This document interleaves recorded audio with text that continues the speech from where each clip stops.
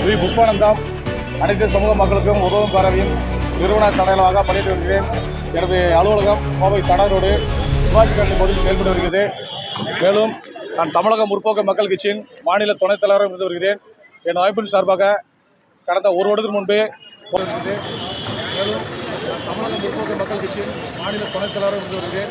என் அமைப்பின் சார்பாக கடந்த ஒரு வருடத்திற்கு முன்பே கோவை மாவட்ட ஆட்சியிடம் மக்கள் குறைக்கும் நாளில் இலவச வீட்டுமனை பட்டா கேட்டு மனு கொடுத்தோம்.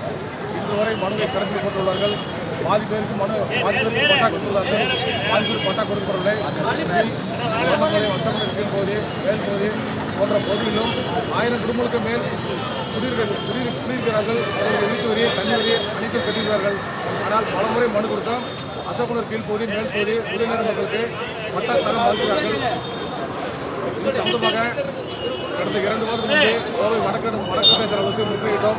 தாசில்தார் அவர்கள் நேரடியாக கள ஆய்வு செய்து பட்டா உடனடியாக வழங்குவதற்கு ஏற்பாடு செய்து தருகிறார்கள். கடவுளை போய் பார்த்தபோது நாங்கள் பொதுவாக்கம் செய்திருக்கிறோம், அசால்ட்டாக பதில் சொல்வீர்கள். அதே குறிப்பிட்ட மக்களுக்கும் ஏற்கனவே பட்டா கொடுத்தவர்களுக்கும் இடத்தை உடனடியாக அளந்து தரும்படி பொதுமக்கள் சார்பாகவும் ஐபிஎல் சார்பாகவும் இன்று மாவட்ட ஆட்சியர் கலெக்டர்